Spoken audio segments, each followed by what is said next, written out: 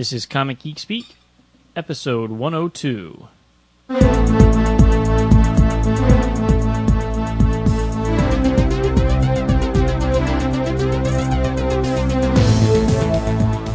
Welcome to Comic Geek Speak.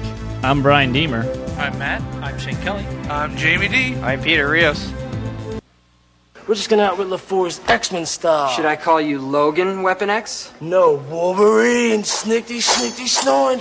What he's doing is imitating Wolverine's berserker attack with his adamantium claws. And welcome to the show. Hey guys, this episode is sponsored by crazycomics.com, C-R-A-Z-E-E comics.com. They are having a New York Comic-Con indie after party that they want everyone to know about. Attendees of the first annual New York Comic Convention are invited to attend the Indie After Party on Saturday, February 25th from 8 to 11 at the Twins Pub in New York. The party will take place on the entire upstairs level of the bar and will feature free food, cash bar, a gallery of comic book art, and comics for sale. In addition, there will be some entertainment throughout the evening and two special events: the Comic Art Guild 5-year anniversary and SSS Comics Scavenger Hunt. Party organizer Philip Clark is hopeful about the event. He says a lot of comic pros, mainstream and independent, have been waiting for a show like this. What they've set out to do is to have a place where fans and creators can come hang out. The Twins Pub is located just 3 blocks away from the convention center, midway between 34th Street subway station and the Javits Center. For more info, you can go to dreamchildpress.com, and that's child with an E. And for the scavenger hunt details, you can visit www.ssscomics.com. That's the Indie After Party. Professionals that are attending are creators from Dreamchild Press, Silent Devil, Comic Art Guild, SSS Comics, Copious Amounts Press, Crazy Comics, of course, Forgotten Universe, and more. So check it out. Because they're crazy. If they offered free booze, you'd have artists out the ass at that place. So, I mean, the free food is enough to get some of the artists, but, free booze, my lord. Starving artists will go for food. Yeah. Oh, yeah. No question about it. Hello. That's my life. That's right. Is this free? Okay, thanks. Hey, I want to make sure that everyone knows to mark September 27th on their calendars, because that is, I know it's a little advanced, but that is Tasha's due date. So, get out! Are you serious? I'm serious. Well, congratulations. Peter, I didn't think you could do it. I'm a daddy. Damn, now I got to write more down. Super 9/27. That's it.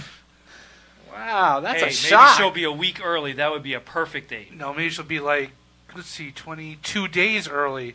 That would be a perfect date. September 5th, great date for her birth. Where's she at? Is she like upstairs or is she down? She's probably down watching. She was upstairs watching a movie. I don't know. When did you find out? Well, we knew like 2 weeks ago, but she had her official doctor's appointment yesterday, so that was the, we got the... Didn't even know you guys were trying. Yeah. Neither did he. That's the whole thing. Oops. Well, hell, there goes the convention plans for 2007. Shit. No. Oh, no. Baby's coming along. It actually means that a Nope. couple of the conventions this year I'll be flying solo. Like Chicago, she's not going to deal with going to Chicago, and Mid Ohio. She's going to be a little big. San Diego's going to be close, but she's still going to go. And but Mid Ohio, that'll be shortly after the birth, and so that she's not going to be driving with us to Ohio for that. Baltimore? So. No, Baltimore's right before. Maybe. That's right. That's in September. It's like the first weekend of September. Yeah. So Yeah, unless September she's feeling crappy, she's planning on I'm coming just thinking to she that. might be early. Yeah, Yeah, I but don't know. pregnant woman, the goddess. I just don't know if that's going to go over. Wow, congratulations. Well, that's great. So, Congratulations. you know what? Once again, the people on the forum beat us to the punch by one day. I saw Who is that. it? Serial Lanterns. Like, hey, I just found out. And they're due in October. So they found out after I did, and I'm waiting. Stealing your And thunder. he steals my thunder by one day. That bastard. Wow. I'm in Good luck shock. with all that. Duh. We got a couple. So we're the only ones left, right? Jamie, Matt, and I. We're the That's smart right. ones, Yeah. right? No wedding band Spread and our no seed. kids, right? Hell no, I'd rather be set on a blaze. Jeez. But let me tell you, Matt's always very, very, very cordial with my wife and a lot of fun with my kids. You don't hear what he says behind your back. No. Yeah, I know. Well, no, because what you want to do is, if you're going to get into a three-way, you want to make sure it's with people that you know, and you try to stay in good. You listen to this, Carlene? That's all I'm going to say. I've never gone that You far. won't be allowed in the house again, probably. All right, this episode is not to be shared with your kids. That's right. Earmuffs. We got a couple postcards. We got one from Frank Castle. He's on the forum. It's a Seattle, Washington postcard, and he just has in big giant letters, "Go Seahawks." Sorry, Frank, but we're in Pennsylvania where we have the Steelers. No, Come go on. Seahawks. Steelers. Seahawks. And See those Steelers Let's go for the some Eagles good last commercials this year. And we got another one. This one's Wisconsin. Features Bucky Badger, I guess from the University of Wisconsin. It says, "Help! My husband has been listening to podcasts the whole time I've been on break from school, especially CGS. That's great and all, but I think I've heard all of your episodes. My apartment is small. If there is any way you guys could broadcast less, well, if not, that's all right. I shall be Beard's wife, Kate." He's David Beard. Yeah, he's a professor of popular culture or something, or I think, or something like that. And his wife actually also sent me a couple of her doubles of some Pirates cards that she had, like that collectible game. Oh, yeah, from Wisconsin. Yeah.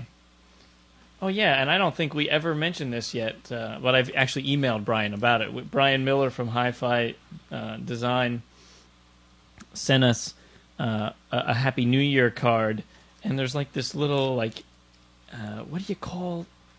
we used to have these as a kid. You write on and then you pull it and away. you peel it off, and it writes. So a little... Like a precursor to like the Magic Doodles. notepad. Yeah, Magic Notepad. Thank you, Jamie. So we thank you, Brian, and hope everything is still going well at Hi-Fi. He's still pumping out those Strangers in Paradise covers. So. That's right. At least I know that's one thing he's doing. So I guess we got some contests to announce, some contest winners. Shane, you want to do yours first? Choice now, right? Grand prize winner for the Rainbow Connection Kermit is going to be JLA Fan. Okay, he has an impressive He has an collection. impressive collection. This was the contest for dioramas and Dioramas, action figure displays. There were, let me, now that I announced the great winner, there were about 30 entries, and I've come up with 14 prizes. So just about half the group is getting prizes. That's great because they didn't expect that. It was No, only like no. I was going to try like 3 or 4. And, Yeah. we had Sean Whelan, Dr. Norge on the boards, donated some prizes, as well as Marty, who was on the 100th episode with us. He donated a few things, so that's all gone into the pot for the contest. Plus, Carlene got a couple things at Shane's room that she decided to give away. You're getting rid of this. You're Finding new getting rid things of in the that. box. Let's see. Yexel from the Philippines is going to win a Star Wars Target Utapau Shadow Trooper. He was the one that had the pool table and the Superman lights and the life-size JLA guys. Mr. Pink 1887 is going to win the Fantastic Four Hulk and Thor Hero Clicks that were donated by Sean. I'm not going to remember what all these pictures were after looking at them for almost 2 hours last night trying to figure this out, so I do apologize. Next is Darth Ryan. He's going to win the variant number 6 Shock Trooper, which is a red Shock Trooper from Star Wars. Maxim Glory is going to win Hunter, Prey, Superman, and Doomsday 2-pack. That was donated by Marty. I Am Hannah is going to win the Cyberlink Batman and Superman 2-pack, which was also donated by Marty. Next is John Mayo is going to win two 2-packs of Star Wars micro machines that are X-ray. You can see right through them into the guts of the machine. And Sith Lord is going to win 2-packs, different 2-packs. They're all different assortments. Rebus will win a Marvel Legends Cyclops variant X-Factor uniform that I pulled out of my stash. It was open because, of course, I was taking the parts for the Sentinel, but I thought it would be nice to throw in a nice variant figure. Next is Brebo with a Fantastic Four movie Invisible Woman, a clear variant, all clear, so she's all invisible. Webhead is going to win a Star Trek figure. It's a Tapestry Captain Picard that Toy Fair was giving away, and I have one of those that I could toss into the pile. Come to see the tapestries. Let's see. Glenn is going to win a Mr. Sinister Marvel Legends figure. That one is open as well. I had these open and sitting around after I took the Sentinel parts. Car Hunt is going to win an animated Robin figure from back in the heyday of the animated series. It's like a Mr. Freeze version where he's all dressed up in blue to fight Cold, and I did that. I know he had a lot of Justice League Unlimited and Batman animated figures, and I didn't see that one, so I thought that would be kind of fun for him. And I think last but not least is Just Bill is going to win an Avengers cartoon Wasp figure that I had.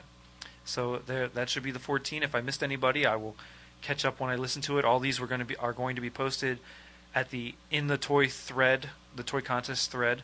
I'm going to try and put that in tomorrow. And I'm going to even try to gather the pictures up somewhere so that everyone can see what they did.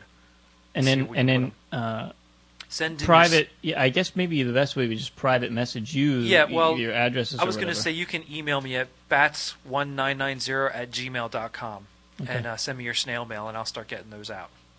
So congratulations to everybody, and hope to do another toy contest sometime in the future. It was a lot of fun, and boy, I thought some of us had some incredible collections, and I feel like I'm really put to shame now. So thank you very much, and enjoy the swag.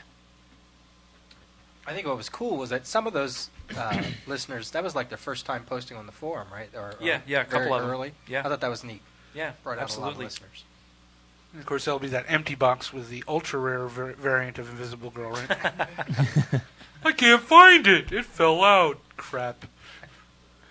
Before we go on to the next one, I wanted to just throw out there. I know people on the forum know, and it really saddens me that I have to announce this. But I wanted to let people know that just listen to the show and haven't visited the forums lately or haven't gotten there at all. That Palisades Toys has decided to close its doors after 11 years of producing action figures. Came as kind of a shock to everybody. A lot of us were anticipating the Sesame Street line and some other things coming down the pipe, and another company has bought a certain amount of things from them, and I wanted to write it down and I forgot to what that next company is. It's posted on the forum. If you look for Palisades is No More or Doors Closed, I think are the two threads. The information's listed in there, and the new company released a press release saying that they also were looking to do some action figure things. So in the bottom of my heart, I'm hoping that they somehow have figured out a way to release the Sesame Street figures that have been made and hopefully got produced, but nobody knows for sure what's going on. I know. I was really looking forward to getting that set. Yep. Actually, I blame you and Tasha for the. Yeah, it's the first one we decided to buy. It's the first one you decided to buy, and then the company closes. Yep. I was surprised with all the action figures that Shane buys that he wasn't able to keep the doors open himself. Shane, buy some more. Shane, buy some more. I didn't realize how long it's been that I've known about Palisades, that I've been involved with them. It's been since 2002, which is now going on 4 years almost this summer when Muppets first came out. So that's quite a while. Wizard World Philly. Yeah, that's right. I want to wish everybody there that I know and talk to, and even ones that I don't talk to or never even met, good luck and best wishes in everything that you do. I know some of the crew has already moved on to other jobs related in the toy industry, so I'll be looking forward to seeing what they do with these new careers. And good luck to Mike and Kate and Ken, Travis. God, I know I'm forgetting somebody. Mr. Showtime. Everybody there, you guys were all great and friends to all of us when we visited, and it was just a shock. So we're very sorry to see you go, but good luck and best wishes. All right, next contest was the Versus contest, and we each picked a winner, and the competition was not easy. This is for the. This is for a starter deck. Fantastic Four versus starter deck from Upper Deck. So who wants to go first? My selection was the Galactus versus the Anti-Monitor, and that was by Green Skeleton, correct? Correct. Yeah. And there's a lot of great choices on there. You know, it was tough, and then one day I just opened it up and saw that and said, "Oh, that's a keeper." I'd love to see that in color. If somebody wants to take a shot at that, I just, you know, for me it was just more of just the content sold it for me. I was like, "Oh, that's awesome." So Galactus versus the Anti-Monitor. I'd read that comic. So. Oh yeah, absolutely. So that's my selection. He'll be winning one of the starter decks. I'm going with Jay Stevens for Stevenson. Jay Stevens for his depiction of all of us in Star Wars garb. Lest we not forget all the other great ones he did do, but that one really particularly spoke to me. I really enjoyed looking at that. So he's going to win one of the starter decks as well. I'm going to go with, I guess it's Icon, and he's Scrooge McDuck versus Peter Rios. For various reasons. I mean, the main reason because it made me laugh out loud the first time I saw it. Second, just to show anybody who saw it that you don't have to be a polished artist to win this thing. Just Creativity. Just creativity was the key to this one, and I wanted to reward somebody who had enough balls to put that one in. So, and like I said, it made me laugh. So it's pretty funny. It still makes me laugh when I look at it. I went with Chewie of Borg, the CGS cards that were done up. The only thing I can hope is that eventually they'll actually be produced as cards, along with the much anticipated action figures of us. Now he needs to make one of for you now. That's Yes, right. I Yeah, he guess. can't claim his prize until he adds the That's matte right. one to. Well, I guess eventually it has to be debuted my caricature on this. Yeah, site, that'll be so, very soon. Yeah. Baby steps.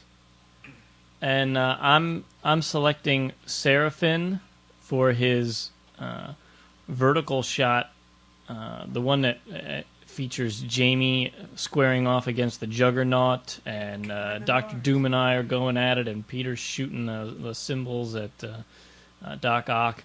So it's just beautiful. And so that's my winner. Cool.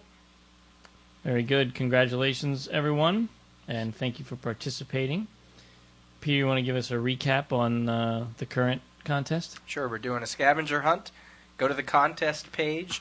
If the banner's not up on the front page, just go to the contest link. All the information is there. 25 questions from episodes 76 through 100, only the numbered episodes. For each question, you need to provide the episode number and whatever else the question asks for. Basically, just you got to listen to certain episodes. Some are easy, some are very hard. I read down those. Whew. Yeah. I don't know that I could do it. We're running for the whole full month of February. At the end of February, whoever has the most correct answers wins. If there is any kind of tie, we will throw those entries into a hat or a bucket or whatever, and we will pick the winner on an actual episode. We'll let Tasha pick the winner. Yeah, we'll let her pull one out of the hat. Go to the contest page. The prizes are: you're going to win a guest spot on the show for the entire episode. You're going to win a softcover Modesty Blaze trade from Titan Books. You're going to win a softcover Crisis on Infinite Earths trade that was just added not too long ago. You're going to win a Mirror Mask movie soundtrack CD, and you're going to win a original Wonder Woman drawing by Steve Bryant of Athena Voltaire, and that image is actually on the contest page, so you can see for yourselves just how gorgeous that image is. So that's our scavenger hunt. Check it out and get us your entries. And while we were talking about artwork, I wanted to once again bring everyone's attention to the fan art challenge thread on the forum. And the last 2 days have seen a flurry of activity. But again, Seraphin put a challenge out to draw a cool image of the new Spider-Man costume. And he did, man. And that Jeez. sucker is gorgeous. I still hate the costume, but it's a great drawing. That's neat how he worked the background in there. Yeah, I mean, it's Times Square. That's so cool. Need to take away those mechanical. So, Nice. again, you don't have to join the forum just to browse that thread. And if you're listening to the show, you should check it out. There's some really nice art. In fact, let's issue a new challenge right now. So who should they draw next? We need to do Marvel because that's kind of, or an Image or something not DC because we've been doing that for a while. So How about a Gravity? Since Mike Norton. Well, they've already did. They actually already did that. I mean, any Marvel character. I've posted a bunch on so I figured I'd let you guys pick one. not Cloak and Dagger. There you go. That's a good one. All right, you heard it here first. Cloak and Dagger. Everyone's like, who the hell's Cloak and Dagger? Exactly. Do your research. What a bunch of losers. When you were scrolling through that to get to that picture, Brian, I mean, and I try to keep up on that thread as well. Man, there's a lot that I missed somehow. Oh, yeah. Just Oh, yeah. Well, you have to keep up.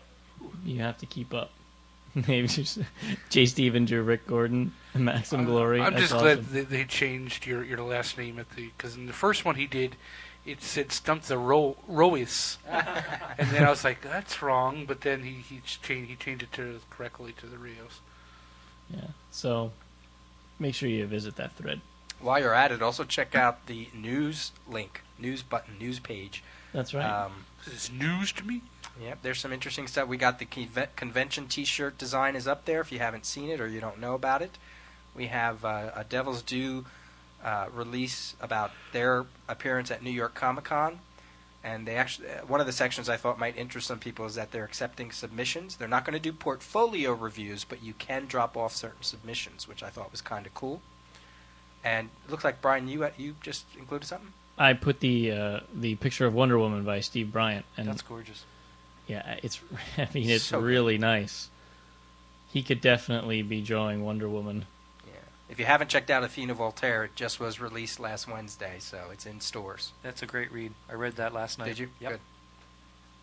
So check out the news pages. We're going to try to put at least one new thing every day, every other day. If you don't want to go to the forum, that's fine, but go to the news. You never know what's going to... We have some interesting things coming up. What we eat for breakfast, what we have for dinner. That's reserved for my MySpace. We have some cool convention announcements and some other things. Speaking of convention, we are, of course, going to New York Con, and that's only a couple weeks away. And people have been asking, where can they find us at the New York Con? Well, our good friend Mike Norton. S'mores. Yeah. Our good friend Mike Norton is going to the con, and he has an artist alley table, and he has graciously allowed us to kind of make that our temporary home away from home.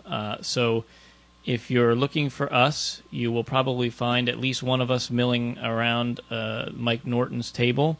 And Mike Norton will be drawing sketches, so if you have enjoyed his postings on the forum and everything, hit him up for a sketch. He will appreciate it. It helps pay his way out to New York, and it helps us by having a spot at a table. So support Mike, and you'll be supporting us as well. So we really appreciate that, Mike. Thanks a lot. And if you haven't checked it out, look on the forum for threads that he's done. He's posted some amazing things on there. All right, so the main topic of this episode, anyone who is on our forum knows Citizen Dave, and we... Whether you want to or not. And That's his, right. and Who his he is. antics. That's right. And Shenanigans. so for the next hour or so, we're going to talk to Dave Wagner, artist on the book Scar Tissue, as well as Jim Clark, the writer of the book Scar Tissue from Ronan Studios. And here they are. Hey, Can you hear us? I can. I can hear you. All right, very good. All right, with us on the phone is from the creative team from Scar Tissue, Jim Clark, the writer, and the artist, Dave Wagner. Welcome to the show, guys. Hey, thanks. Hey there. And for all of you on the forum, Dave is the notorious Citizen Dave. You've become one of our most famous forum members there, Dave. I don't know how that happened. Highly intellectual post, I think, is the I answer to that. especially don't know how that happened. He fakes it. Yeah. So how's Chicago? Chicago's all right. It's a little cold right now, but I spend most of Chicago inside of a room, so I guess this room could be just about anywhere. But it's all right. How's it going over there? It's actually very warm today. It was like almost 60 degrees and sunny. Oh, well. Wow, almost 60 degrees. Oh, shut up. God, when it's 60 degrees here, I'm putting on a sweater, and I'm like, God, it's cold. What the hell is going on here? California boy. Beautiful Santa Barbara today. Today was a little chilly. It was like in the high 70s. I think I had to wear a long sleeve shirt. But does it get like hot out there that it's uncomfortable? Yeah. In summertime it'll get 90, and that's like unpleasant. No. So Jim, you're out in California actually. I am. I'm in Santa Barbara. Okay. So Dave, I guess you know what our first question is going to be. Yeah. So are you prepared? Yeah, I think so. All right, well, hit us. All right. Yes, he wears women's clothing, but not all the time. Only on special occasions. He has a special low-cut dress that he wears just for... And it's only for comfort, right? That's right. That was the question, Comfort right? and support. Dave, wasn't that? Oh, never mind. I'll let you answer. Oh, can I answer the damn question? No. Oh, let's see. How did I start reading comics? I'm assuming that's what you're talking about. That is correct. All right. Well, it was 1984, so I guess that puts me at about 8 or 9, depending on when in the year. And my first comic was Captain America, and I think it was 297, a couple of issues before 300, in which Captain America had to relive the death of Bucky, the everlasting death of Bucky. And from then on, I would say I was in the superheroes before that. I always loved Spider-Man, the old original cartoon show, from the 60s. Right. And I loved that growing up. And, of course, like the Super Friends and things like that, but mostly Spider-Man. And then when I was in, I think, 3rd grade, I had a friend who was really into comic books, and so I got really into comic books. And I would go with my dad down to the pharmacy downtown every week or every couple of weeks, whenever they would get some new ones in, and just start picking through whatever they had. I could never keep... You're never sure if the next issue of what you read was going to be there, so you just kind of got whatever was there until I figured out the whole collecting vibe and going over to shops and things like that. And, as soon as I started collecting them, I wanted to draw them. So I started, I think some of the first things I collected actually was right around when Secret Wars 2 came out, which was just an incredibly terrible series. But one thing that I know that was beneficial about it is that it had all those tie-ins. So when I was a kid and I didn't know any better, if I saw Secret Wars 2 up in that right-hand corner, I'd grab it. So that's what kind of got me into a bunch of other titles.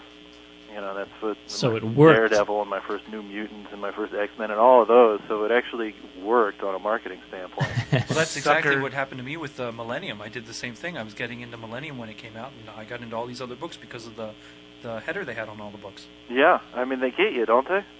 They sure know how do. to get you. Sons of bitches. Yeah.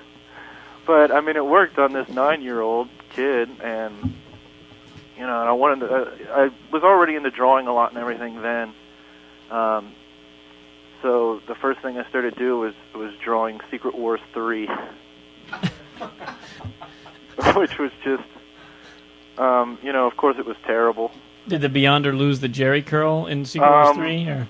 God, I don't know. He didn't have the Jerry curl. He was back to being sort of a disembodied, sort of negative head kind of thing. And I was big into drawing heads. So the first page was all the heads of all the heroes. So your favorite villain was MODOK? Is that what you're saying? Yeah, maybe. No. But it was, for a kid, that was fun. And then I went on to do comic book versions of all my favorite cartoons and stuff.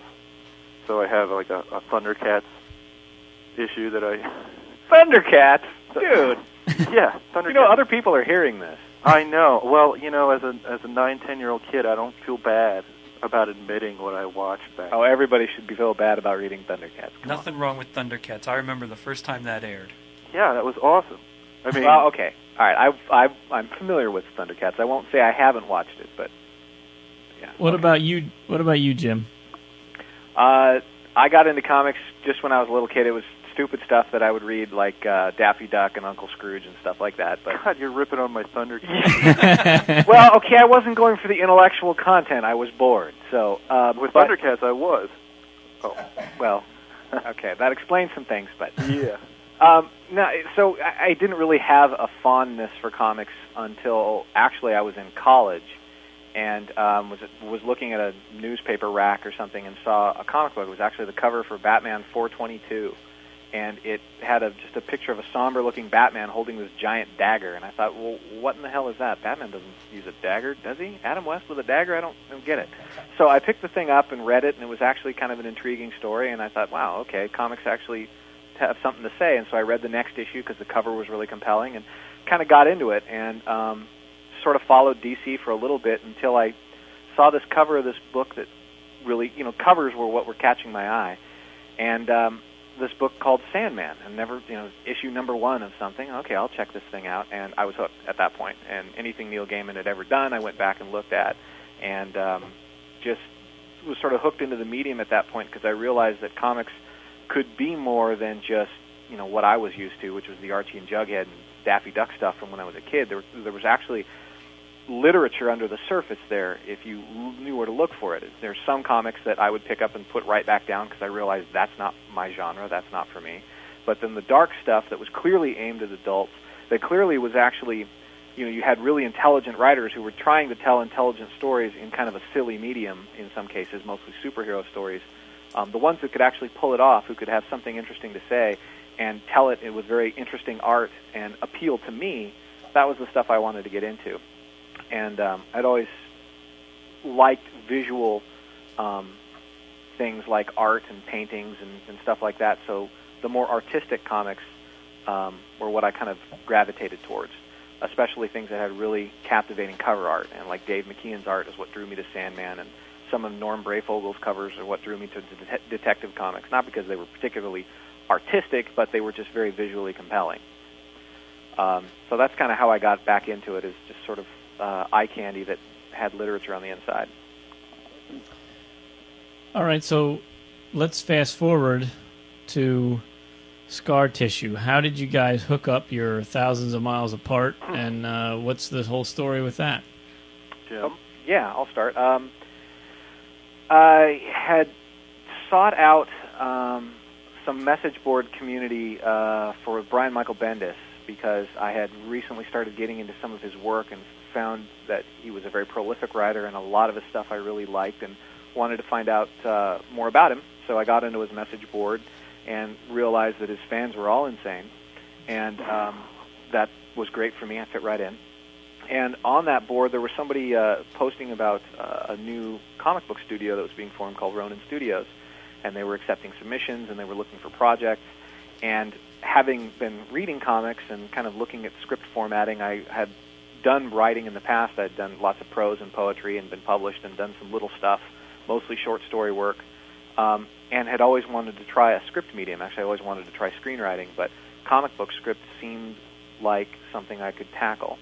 And so I started writing the first issue of Scar Tissue based loosely on a short story that I had written several years prior, and just thought, well, let me see if I can do something with this. And then I sent the script, the first few pieces of the script, in to the editor-in-chief of Ronan Studios, Noble Larimer, and he wrote back and encouraged me to keep going and said that, it looks like you've got something worth doing here.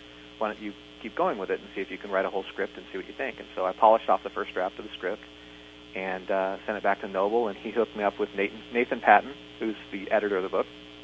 And Nathan had good things to say and helped me find artists, and threw out 3 names of artists that he thought might be right. And I took a look at their work, and Dave's sample pages from it was like a ghostwriter script or something, wasn't it? No, it was The Ghost. The Ghost. I think that's what it's called, right? From Dark Horse? Yeah, it was a sample page, and I thought, well, this guy can really capture essence of what I'd like to see this book look like. And I really liked his style a lot, and I asked Nathan if he'd put me in touch with him. And instead of putting me in touch with him, he just wrote back and said, "Yeah, Dave's on board." I'm like, "Oh, okay, I guess he's hired." Cool. So, and I reached out to Dave, or actually, I forget. I think Dave emailed me first, and I sent him the script, and he liked it, and he sent me some character sketches, and I knew immediately that Nathan had done a good job. That I had found somebody who not only could do this vision, but bring something completely unique to it, and not only draw what was in my head, but make me see things that I hadn't seen when I was writing it. Just kind of brought things out of it. And I felt very fortunate at that point to be able to work with him. And it's been a great relationship ever since. He really understands what I'm putting down on the paper, and actually makes me look good. He makes my drivel actually work. Yeah, well, I try. It's hard, too, I know. So that's my side of it. Dave, what about your side? Well, my side, I guess, it coincides with my return to reading comics, and that I'd been away from comics for a while, almost 10 years, through most of the 90s, not necessarily just because of the quality of the comics that came out in the 90s, but because of where I was in my life. And when I came back to comics, I started reading a few things again.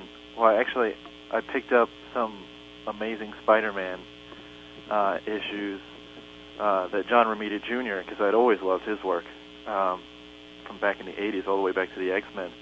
And it got me back into comics, and then my brother Brent, who also does the colors on the book, he got me a subscription for my birthday, I think, to that and Daredevil. So he had Bendis and Malev on Daredevil, and that sucked me right in. And then I decided that what I was trying to do in my life, it just wasn't working out. I had recently left a job, which was sort of a carpentry job that I'd been doing for a long time and making money, but I was not enjoying it, and I decided I wanted to go into something more artistic, back to something artistic. And I tried graphic design, and it really wasn't... I enjoyed doing graphic design, but it was sort of my way of compromising with the world, still do art, and yet try to make money. Well, this was right after the internet bubble burst, and right after the internet bubble burst, all the graphic design companies started feeling it. And I think the most money I ever got paid all this time I was looking for graphic design work was actually helping a graphic design company move their furniture out because they were shrinking their offices.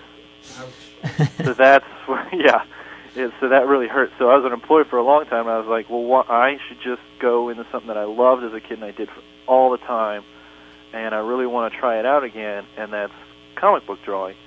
So I went on the internet and was looking up, I had to find some scripts because I just didn't want to start drawing from nothing. And found some sample scripts from Top Cow, and then the Ghost one was the first one I finished, the one from Dark Horse. And I did that, and then I found these comic book art forums, like the Digital Webbing one and the Pencil Jack one. I started posting my pages and getting feedback, and also seeing what other people were doing. And it was on one of those forums that Nathan Patton contacted me, said, I like, what you've done here. You want to come see what we're doing at Ronan Studios. Maybe, and if you like it, we'll post up your pages and see if there's any, writers that want to work with you who are interested. And then he posted up a couple of my pages, and then he said, we've got somebody who's interested. And I didn't really know where to go from that point, so I was like, well, can I read the script? And I got a copy of the script, and it was great. I mean, I just loved it. It was, it had to do with superheroes, but it was also a slightly different take on it and everything, and it really appealed to me a lot. It was just such a great hook to it that I decided that's the one that I want to do, and I thought it would be interesting to draw because it was a lot of real-life action going on, and that always appealed to me as an artist to be able to draw just regular people standing around and make that look interesting. So I love the script, and and like Jim said, we got in contact somehow, and just started working it out that way. And we communicate through emails and the occasional phone call and all that kind of stuff. And it's been great. I mean, it's been a great experience. I'm really glad to be able to work on this story, and I feel really lucky that I was able to find such because I read a few other things before I had a chance to read Scar Tissue, and I was really kind of a little down in the dumps that I was going to have to do, werewolves fighting vampires, fighting, Hey, I can write that for you, dude. Yeah? Oh, totally. There's lots of things Dracula hasn't fought yet. Dracula versus Tyrannosaurs, Dracula versus, the Mary Kay lady. I mean, there's all sorts of possibilities out there. No, the Dracula versus Mary Kay lady came out last week. It did? Damn. Yeah. Damn, I had this whole idea for the whole pimped-out pink Cadillac with, steaks and stuff in the back seat. You in pink. Something about this guy, Jim. He loves the pink. I don't know why. It brings out my eyes. Yeah. Okay. Dave, you said that you were reading the Bendis and Malev Daredevils. So this was, what year was that? 2001? 2001, I'd say, because one of my first... Yeah, it might have been Daredevil. I might have started 2002. I remember 2001. Well, one of the first books I picked up from the drugstore when I started getting back into them, because I just happened to see them at the Osco drugstore. I was like, hey, look, comics. Look, John Romita Jr.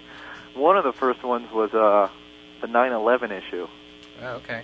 And then after that, the Daredevil probably came... probably the year after that, so I would say 2002. Well, the reason I asked is because your journey of getting into comics wasn't that long. You're looking at it just a couple of years, right? That you, by the time you shopped your work and then actually got contacted. I mean, you hear some people taking years to get into comics. Well, yeah. I guess if you're willing to work for free. No, but yeah, I mean, it's just... I guess I had years of when I was growing up. That was all my practice, and then I had my decade-long break. And part of it, I think you can actually see how recently I've gotten back into it when you start looking at Scar Tissue 1, and I think about Scar Tissue 3, which I just finished doing the pencils on about a half an hour ago. And, yeah, I'm actually having a celebratory drink right now.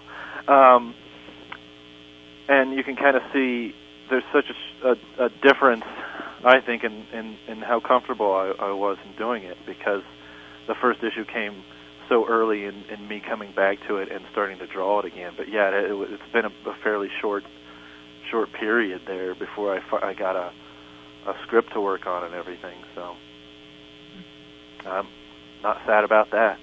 Great, Jim. What was the origin behind Scar Tissue? Why this story? It was based on a short story that I wrote back in '96 about a boy who gets a heart transplant, and shortly during the recovery process, the actual scar in his chest begins to speak to him, and he goes a little nutty because of it. And I had actually got the idea from that story. My mother-in-law had surgery on her lung to have something removed from her lung. It turned out to be no big deal, but we were sitting at dinner, my wife and my mother-in-law and I, and she was complaining about how the scar was itching her, and that just the whole story wrote itself in about 4 seconds in my head, and right when I heard that. And so I went home and penned the whole thing, and just kind of left it alone for a while. And then when it came time to write a comic book script, I wanted to revisit that idea and basically take some of the core characters and some of the ideas, but actually put a different spin on it, instead of the scar actually talking and there being some other non-explained phenomena behind it.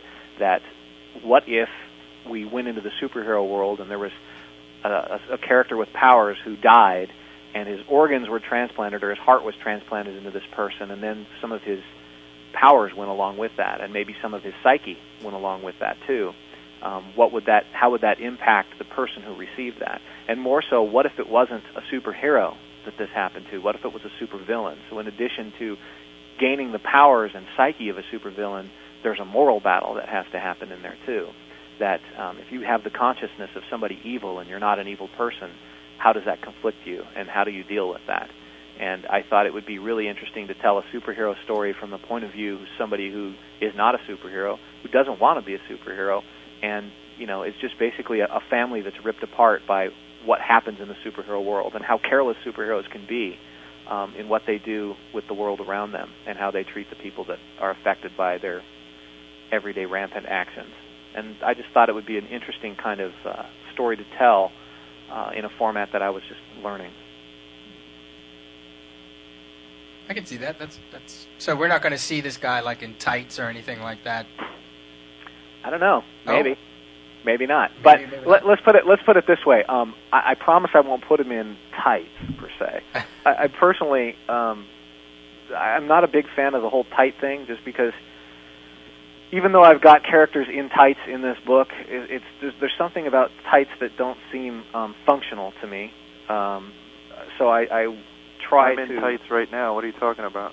Yes, but that's different. You're going dancing after. I mean, I'm talking superheroes. Oh, right. Yeah, sometimes I get paid to wear tights. And that's a whole different kind of story there. I don't really want to know about that. Or do I? Yeah, I would say that the character's journey, as he goes through life and has to deal with the powers and the ramifications of that, and the people who have interest in him now that he carries this power and the special purpose that it has, I think you'll find that his resistance to having the power, it's not like with great power comes great responsibility. It's more like with great power comes a big pain in the ass because I don't want this power and I'm just going to do everything I can to just pretend it's not there. And because I think somebody who has been sick his whole life, who has always kind of had this congenital heart defect, has never been normal, has never been able to just run outside and play like a normal kid, so he didn't have a childhood, and now his heart finally gives him an opportunity to be normal, and now he never will be again because of this. It's somebody that while most people might embrace power, he just doesn't want to have anything to do with it. He'd like to find a way to get rid of it. And so I don't really see myself writing him in tights anytime soon, at least not in this story arc or the one after. So how does Ronan Studios work?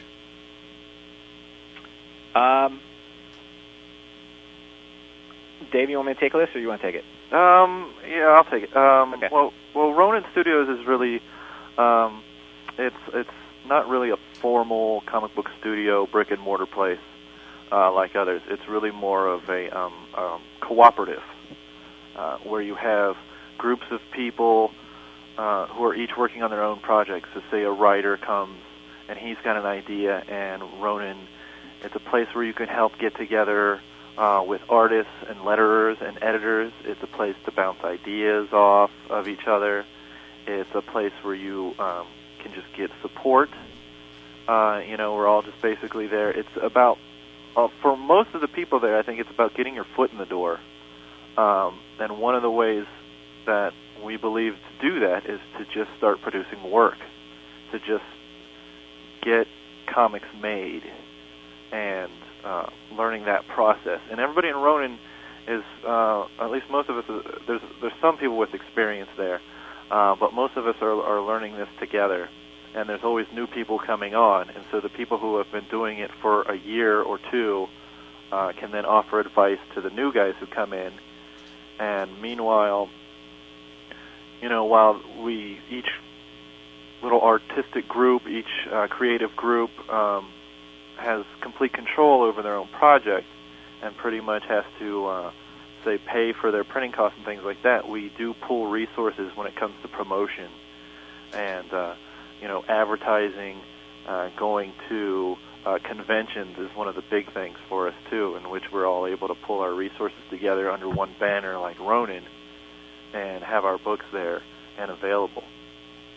Yeah, that's a big piece of it right there, is the fact that we are stronger. We're all self-publishers is really all we are, Mm-hmm. but we're stronger as a united front, especially when we're doing conventions or any kind of advertising, because the lonely guy who sits at the Artist Alley table with his book and says, "Buy my book," it's called, Super Jockey Monkeys #5 or whatever, and he's sitting there by himself. When he's sitting there by himself, you might pass him by, but if you've got a booth where there's 4 or 5 people and there's maybe 15 books to choose from and that spans all the different genres, there's something for everybody there, and it gives you more of a presence and more of a power, and people come by and they get interested, and I think it offers you a little bit more to be working in a group, working collaboratively. It's more motivating, it's more empowering, and I think you learn a lot more that way, to have ideas to be able to bounce off to people and to have other people be able to take some of the load and the burden of self-publishing off of you, or at least help you through it. And that's one of the big things that I think Ronan offers. And it comes back to, I think it was Brian Bendis who actually said at one point the best way to get involved in comics is to buy your way into the industry. And the way you do that is you don't send off your submissions all over the place. You don't send a submission package to Marvel and cross your fingers and go, I hope they like me. And when you get the big rejection letter, you go, oh, I quit. What you do is if you want to write comics, you write comics. If you want to draw comics, you draw comics. I mean, that's what you do. And then if you've got a body of work that you want to release, you put it out there and see if people like it. And if they don't like it, then you try again. And that's what kind of Ronan Studios is about. Is we're not a traditional publisher. We're, if you've got a book and you want it out there and it's good and you want to help get it made, well, great. We'll give you, a united front to work under. We'll give you a banner to put, you get to put the logo on there, and you get to have a group that you're associated with, and it's getting a lot of reputation. It's getting a lot of momentum, so it helps, I think. But so you're bearing the financial burden of the production of the book, though? Painfully so, yes. Yeah. So it's different from Image in that regard, whereas Image handles that. Yeah, Image is a publisher. Ronan Studios is right. not. Ronan Studios is, it's a self-publishing group. So basically, each project is responsible for their own project management and their own financial, responsibility. It's all basically we pay to get the books printed, and we pay for our own marketing, we pay for our convention space, and hopefully we recoup our money. But I think most self-publishers will tell you, especially the ones who are just getting started, is that it is not a money-making prospect, at least not initially. You're going to have to put something into it to get something out of it. I mean, I don't really look at it as a hobby. I look at it as more of something that I really just need to do as an expressive way to get my work out there and do something I really love and enjoy. But I also look at it, this is something that I do have to invest in. I do have to put some money behind it to make it work. And it's very self-gratifying. It's very comforting at the end of the day to look at it and say, I made that. And I made that all, I and Dave and Steph and all the guys on the team, we made this ourselves, and we didn't rely on anybody else to do it. The studio kind of bands together and gets that done. So it's kind of rewarding in that respect. But, yeah, we do pay for all of it. Yeah, and I think it's an experience, too. I mean, you can go to DC or Marvel or something like that, and you're trying to get a job, and you're like, well, you have the best script in the world, you have the best artwork in the world. How is it like for this guy to try to meet a deadline? Does this guy know what it's like to work with other people? And these kind of, the real nuts and bolts of the business. And I think when you're out there at the lowest level trying to just get your own book out there, you're gaining a kind of experience that I think if you were just hired on as a kid, drafted straight into the NBA, that you would not necessarily have, and not maybe be able to cope with the kind of pressures that are put on you once you are in that situation, in that professional situation. So I think it's a great early testing place of what you can do. Yeah, it's a good learning ground that kind of weeds out the flakes, because there's been plenty of Ronan projects where artists drop out or writers don't turn in their stuff, and these things just fizzle out, and that's kind of how you separate the wheat from the chaff. And it's good because the people who survive and continue to put their books out and continue to make the investment and the sweat and the energy will end up with a portfolio of work that they can use to actually continue to try and find quote-unquote legitimate work in this industry. They can, it's a lot easier to, there's a lot of publishers out there who won't accept work from people who have not been published. So kind of in a way, if you're self-publishing, that's cheating a little bit, but if you create a body of work and have a portfolio that you can show people, and you have something that is not just, hi, I'm a guy, I wrote a script, it's, hi, I'm a guy, I wrote a script, these are the other books that I've worked on, have a look, here's a stack, or you can put together something, then you have some credibility. I don't say that you have a complete amount of credibility, but you at least have shown that you can work in the industry and create something and see it through. And you're not the kind of guy who's going to start on a project and bail or not be able to make deadlines because you've shown you can create something.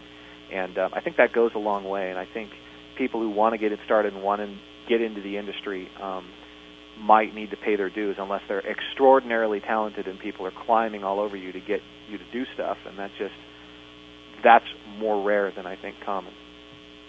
I think people need to learn. I think the first thing anybody ever writes is garbage, and I know the first thing I ever wrote was garbage. And the first draft of Scar Tissue I know was garbage. And thankfully Dave's never seen it, but I know people who have and have come back and go, yeah, the first half of this is great, the second half of it, yeesh. And I know that too, and I think that's good to be able to go through a process and have the first thing that you do maybe not be the best thing, but you learn from it. And there's lots of opportunities to do that in this industry if you are out there doing it yourself. So you guys are doing it yourself. You're talking about commitment.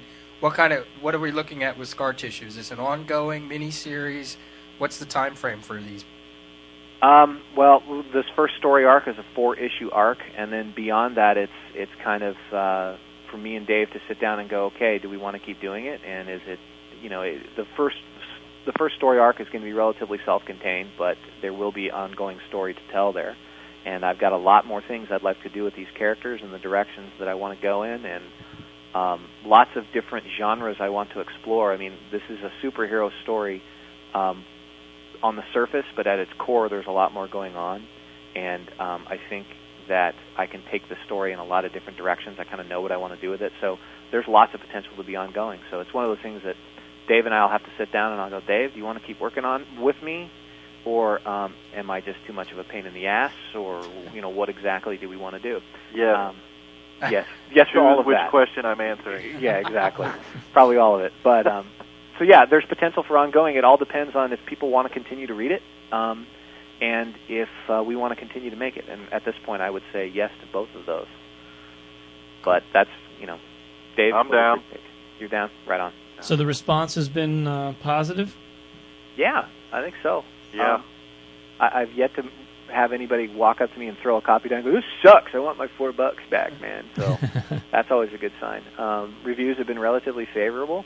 There's always, room to improve, I think, on anything, but it's been really positive, and it's a good experience. I like it when people come up and they say they really like the book and they're looking forward to the next issue, or people come at a convention specifically seeking out the next issue, or getting art sketches from Dave just because they like his work and stuff like that. So, yeah, it's a rewarding experience, and I think it's being well received. Yeah, it's been a little going to these conventions. Last summer was my first convention experience, and the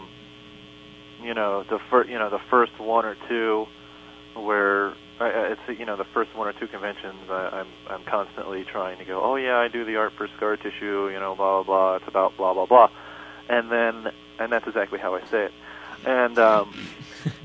No wonder the book's not selling. Jeez. Yeah, I know. In fact, that's the way we have on the cover. It's a Scar Tissue. Blah blah blah blah blah blah blah. Yeah. Tagline.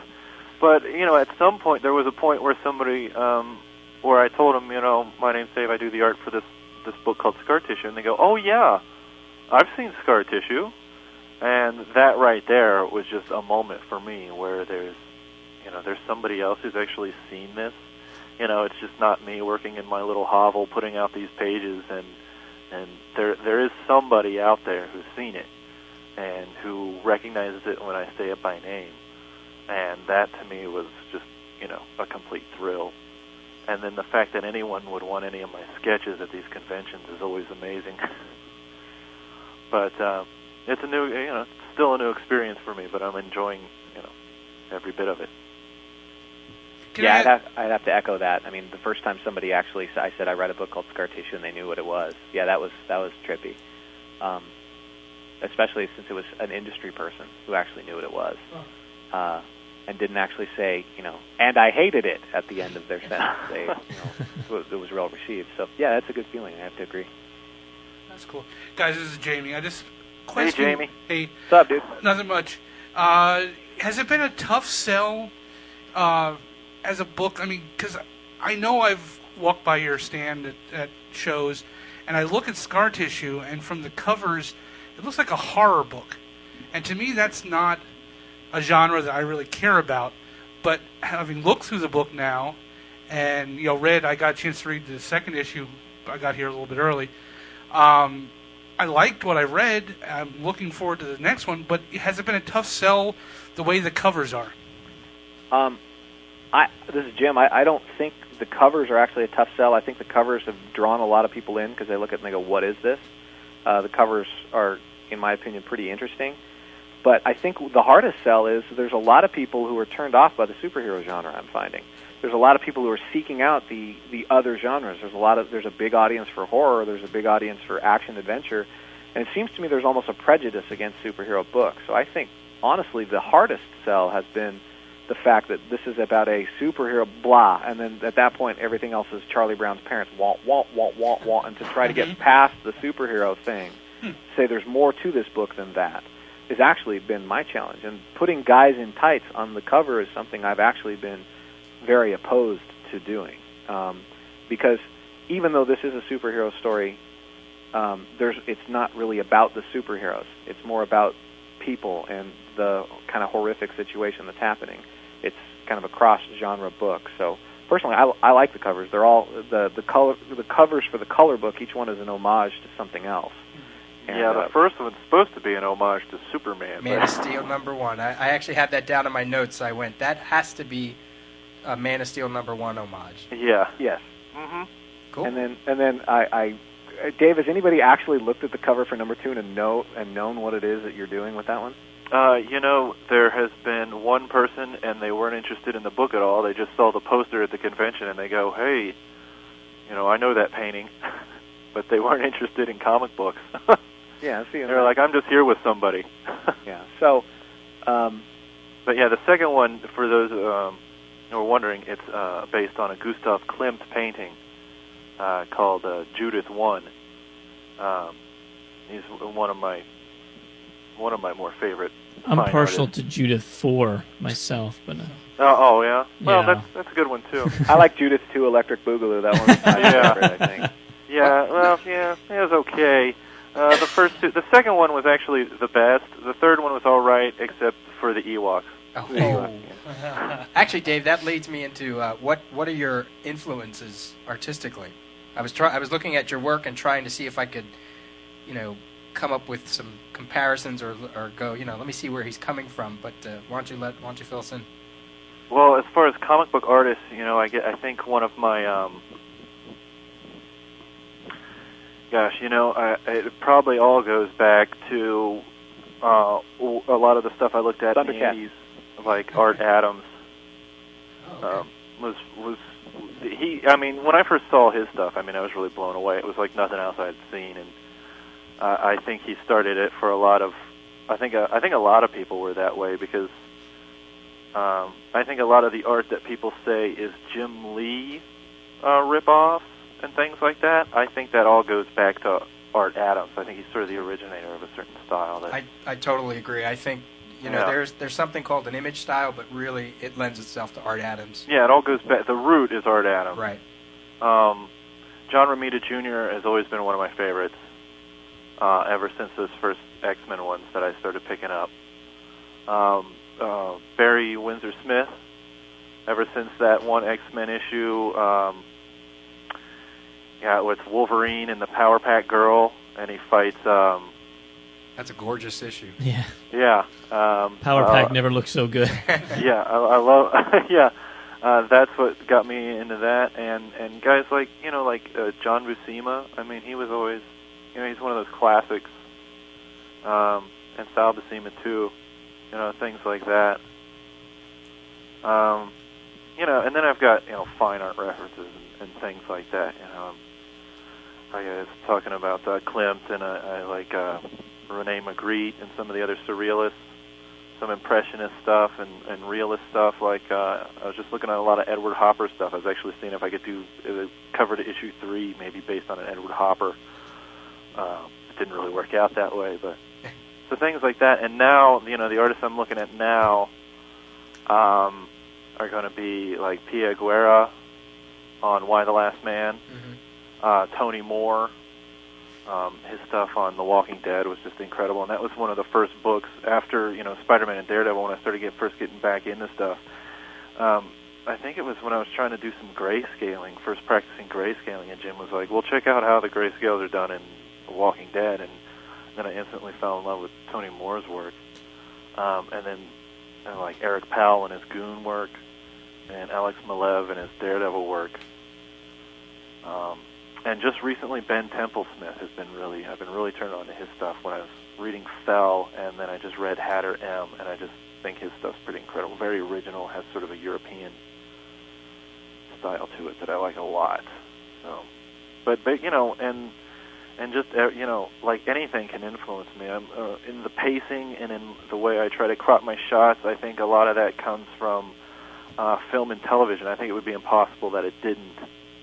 Really, with most people who are artists these days, I think most of us grow up on movies and TV, and when we think about how you pace your panels, or how you frame your panels, and what goes in the foreground and what goes in the background, and how you compose your page, I think a lot of it is coming from, you know, Hitchcock movies for me and things like that. And I really I have to commend you on the world that this book lives in. You know, usually you look at some comics and self-published stuff, and they have, you know, they're so focused on anatomy and storytelling that the background and the world that these people live in is kind of the last thing they work on. You know, they always say, you know, you can start out drawing Superman, but you got to draw Clark Kent as well. You know, and right. And the world, the buildings, the settings.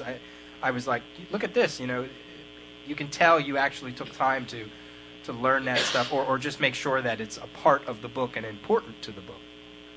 Yeah, I mean, I'm a big advocate of backgrounds, and comic book art is not made on pinups. Everybody loves to do the pinup, and that's really not what comic book art is. It's the sequential art page, and you have to put your characters in somewhere. I mean, you have to give them a grounding, and you have to give them something to react to and react with. And I love putting. But one thing, I think I'm a lot better at the background than I am at drawing the people.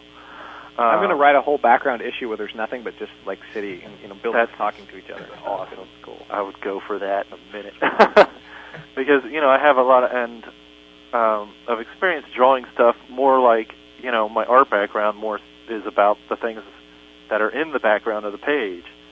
I mean, I do a lot of it was figure drawing and things like that, but I was always really attracted to cityscapes, and so I like to put a lot of that in, and I'm glad that somebody's looking at it, because when I'm sitting there and I'm drawing all these details, most of the time I'm thinking, you know, nobody's going to see this. Like, am I just wasting my time? Because everybody's just going to read the word bubble, they're going to see that the guy is talking to that guy, and they're going to move on. And I think a lot of people do read it that way. People talking about they read a comic book in 5 minutes. Yeah, but see, I disagree, Dave, because I think a lot of what makes the book work for me, at least, is I'm looking at pages as you're turning them in, and as I'm reading over it again, and what kind of helps me write the next thing that's going on is the fact that the detail you put into the surroundings makes the human world that much more real. I mean, there's no question that these are blue-collar people. They live at the ground level. They don't live in the sky, and they don't, you know, you don't get a whole lot of, you get a sense of gritty realism because of the detail that you put into the surroundings. And, I mean, just like on a construction yard or the trailer inside a construction yard, there's just no doubt that of the situation is what it is because the setting is so real. And yeah, I think that helps the tone of the book a lot. Yeah, I think for a reader, though, that mostly works on almost a subliminal level. Like, maybe if it wasn't there, they'd notice. But I think most readers don't really notice that much. You're probably right on that, but I mean, but with this kind of story, since it's, you know, they're not in superhero costumes, you know, the art for me for this kind of story, somebody playing Donkey Kong? I was thinking. Why is that? You hear sounds. I'm doing stuff on the computer. You're hearing sounds bleeding through that the audience doesn't hear. Oh, okay. The audience thinks I'm crazy. Okay. What I was going to say is, like, you know, we have to rely on the facial expressions of the characters and the storytelling in that aspect, because if they're just sitting around talking, you know, it does make me pay attention. Because I actually do that, what you're talking about, glossing over the artwork, sometimes more so in superhero books. Because, I don't know why. Maybe it's because I'm so used to them or whatever. But right. this kind of artwork, or this kind of story, I should say, I have to pay attention to what they're doing and where they're at and how they're looking at each other and their facial expressions. So it actually does, I think on this book, it does work on both levels. It did for me anyway, I should say. Well, and this is Shane. I'm looking at issue 1 where these two guys where the two guys are talking in the kitchen, and that's just incredible. The detail of the stuff on the counter, and I love it. I try to look at detail. Oh. That's your kitchen? Yeah, well, basically, actually, that's bigger than my kitchen, but it's based on my kitchen, yeah. I have a question about the coloring that you use. Do you guys talk about that with the whole group, or do you just kind of let it up to Brent to decide what he wants to color in? Well, I have the pleasure of being able to live with him. Right. So we're able to communicate back and forth a lot, but he's got a good eye for color, and he's got a lot of experience in color and painting and theater, actually, theater set design and things like that. So I sort of thought that would be almost an easy transition. I mean, what's that? I love the wash of the color that are on these pages. Yeah, we did. Brent and I discussed. We were looking at other things, and we were looking at how other color artists. I used the term there. I make sure to now. How they were going about it, and it was just. There's a certain tendency, I think. Maybe it's more in mainstream comics, the superhero stuff, where the color is becoming such a dominant player, and almost too much. Where the character, I don't want to name anything specific, but where the characters start to look like they're made out of plastic. Everybody has a shine on their skin. Every piece of clothing has a highlight on every single little fold, and everything looks sort of like it's made out of glass almost. Everything has to be bright and shiny and everything. And I think when we were talking about, we want to do something that was a little more painterly, a little more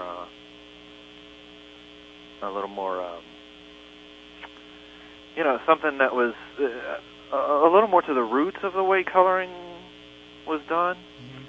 And my brother just wants to remind us, wrote me a note here that he's a scenic artist, not a scenic painter.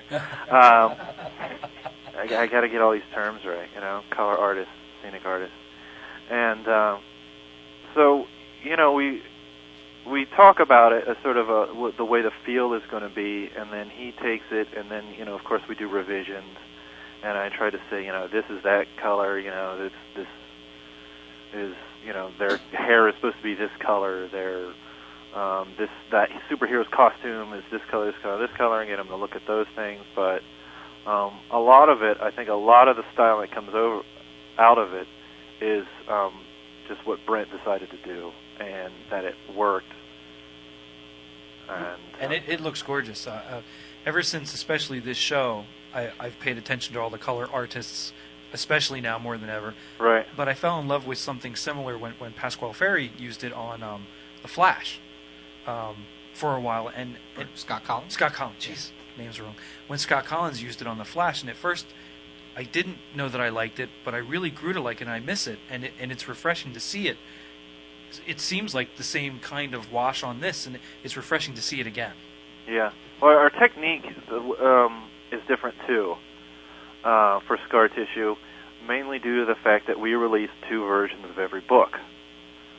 There's a black and white edition with interior black and white pages, and there's a color edition. And I do the grayscales normally for the first issue, and then this third issue, I do the grayscales first for what will be the black and white edition, and then those pages go to my brother, and he works on the colors in conjunction with the grayscales. So it's different than probably anybody else does it, just for the fact that we want to have a cheaper black and white version that we can give to distributors and be able to have the discount.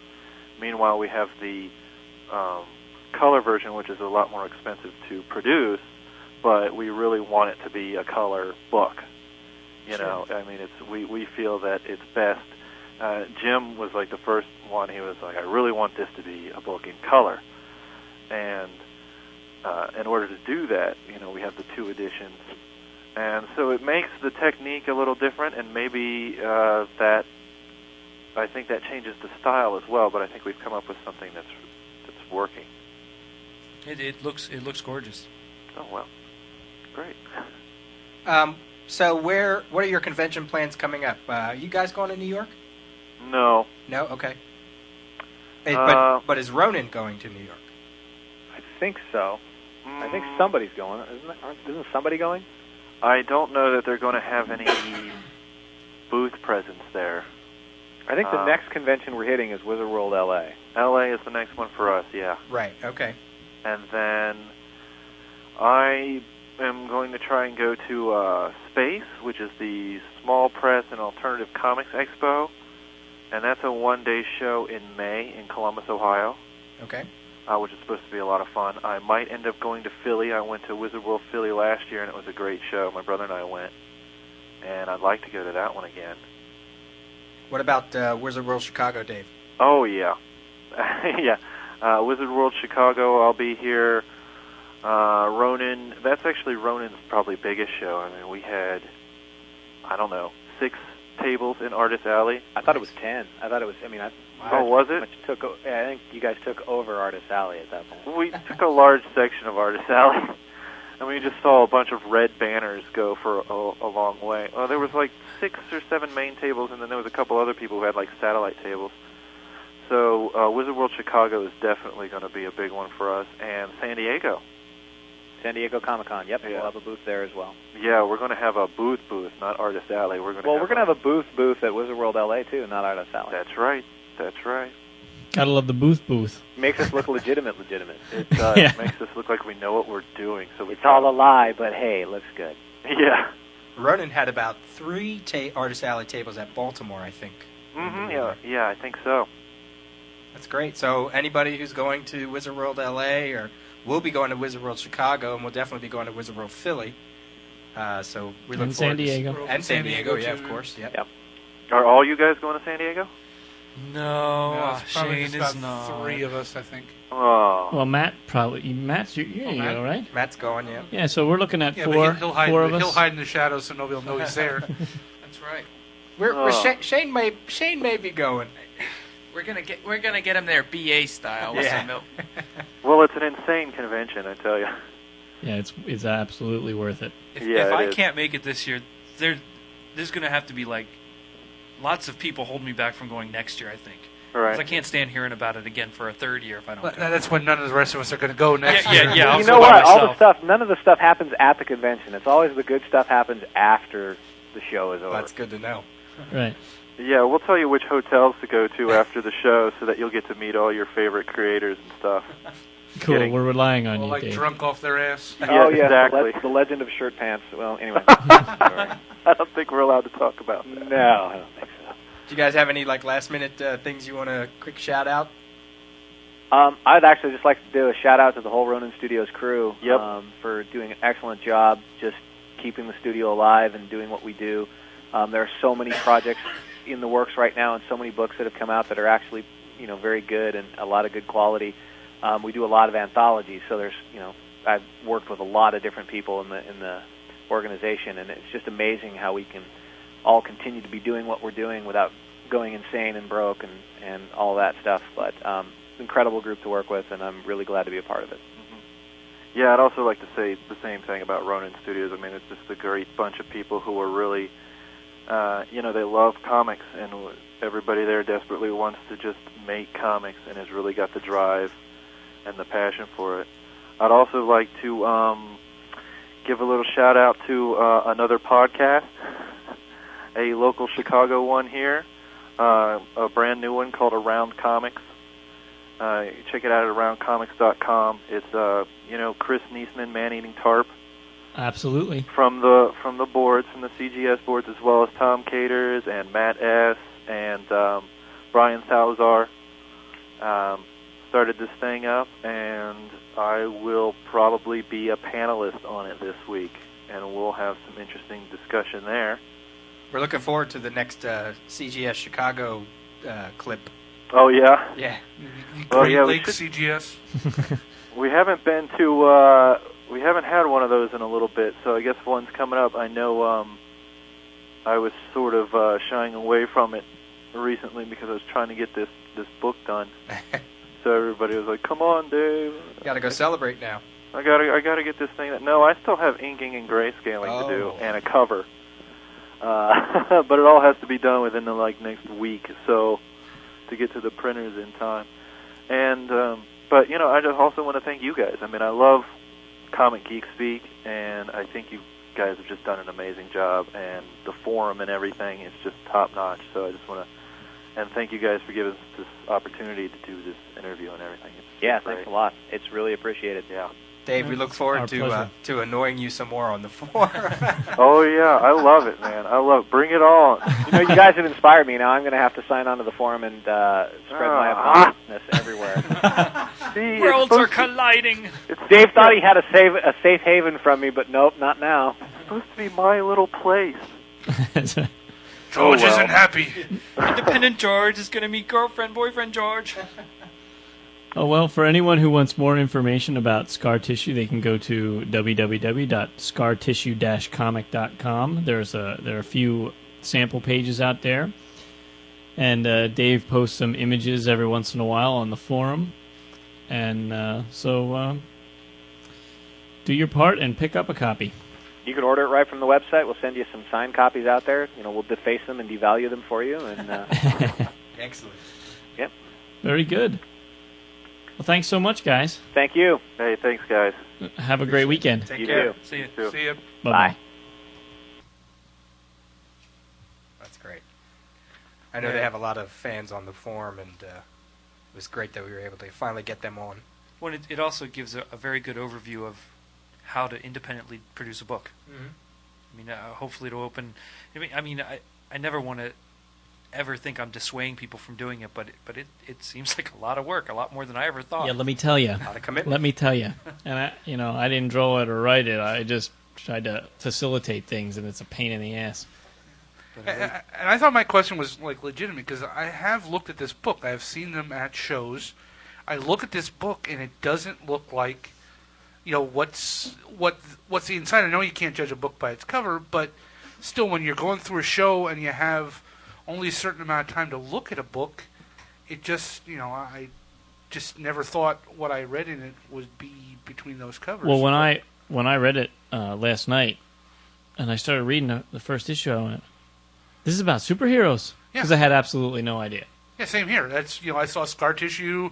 He has a little banner on all his posts, and again, I thought a horror book. I thought something to do, but no, it's definitely worth a look. Talk to them when they're at the shows. Pick up a copy.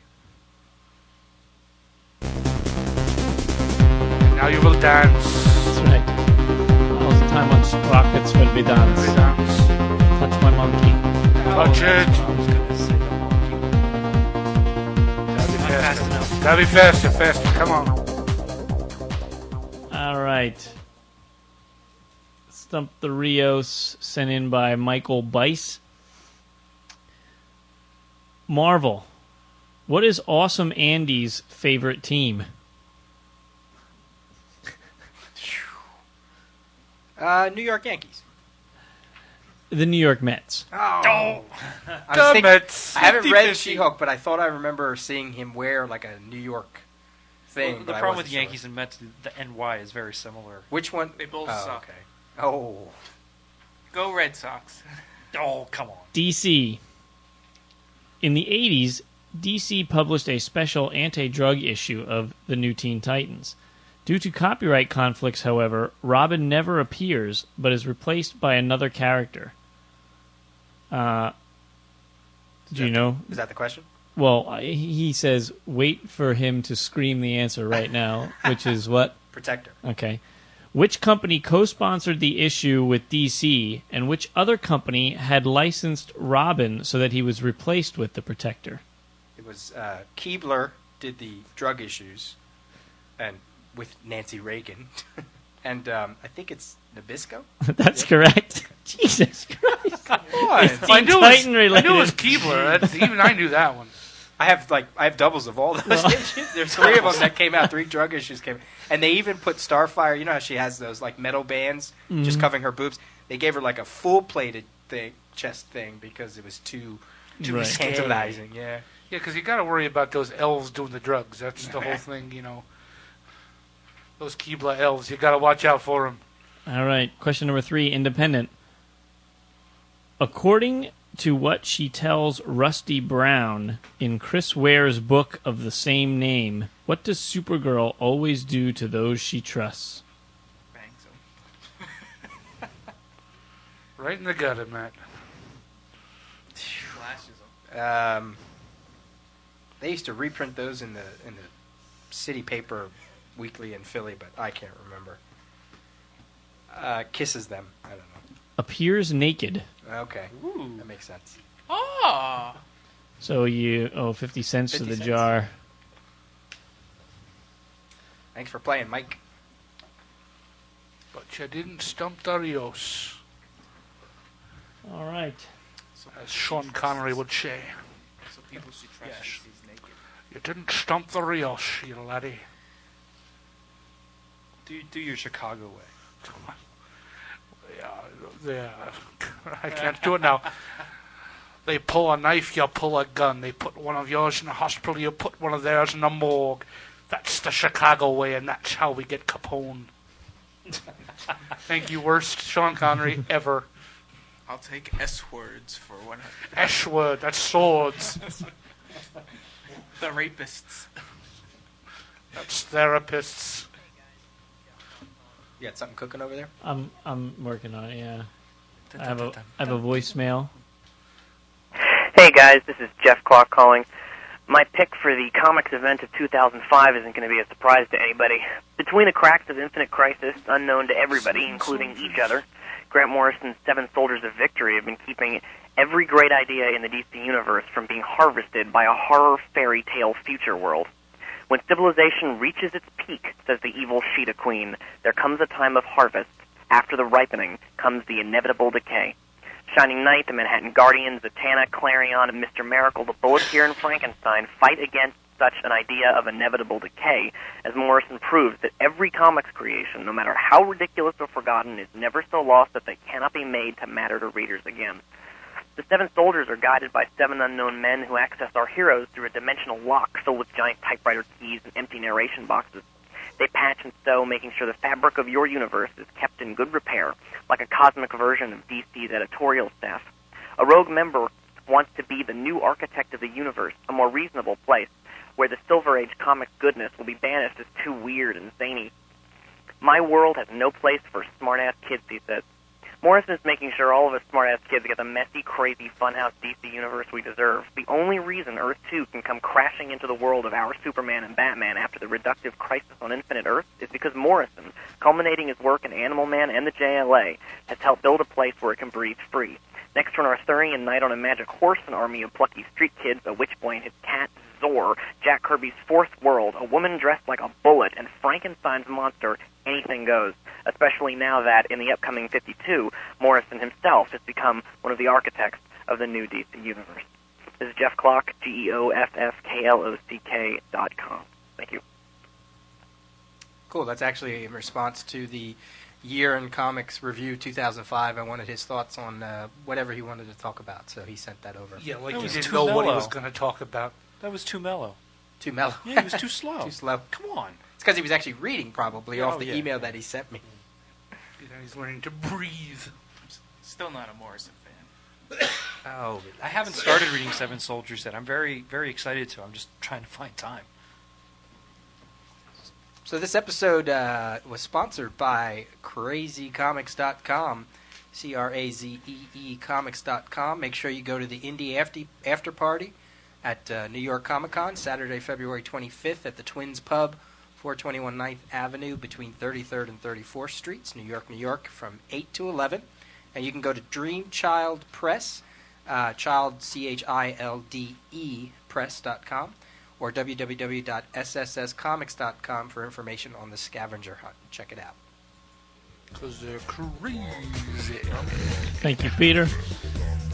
If you want to send us an email, it is comicgeekspeak@gmail.com, and our website is comicgeekspeak.com. Thanks to UpAllNightGaming.com for hosting the website. And it's February, so please vote for us on Podcast Alley. You can do that by going to comicgeekspeak.com/vote, and it'll take you right to where you need to go. So please, if you listen to the show and you enjoy it, that's all you got to do. It takes about 30 seconds, so that's all we ask. As usual, we're brought to you in conjunction with worldfamouscomics.com, your spot on the internet for the best comic book and entertainment-related columns, contests, features, reviews, news, resources, and more. And as always, we are uniting the world's mightiest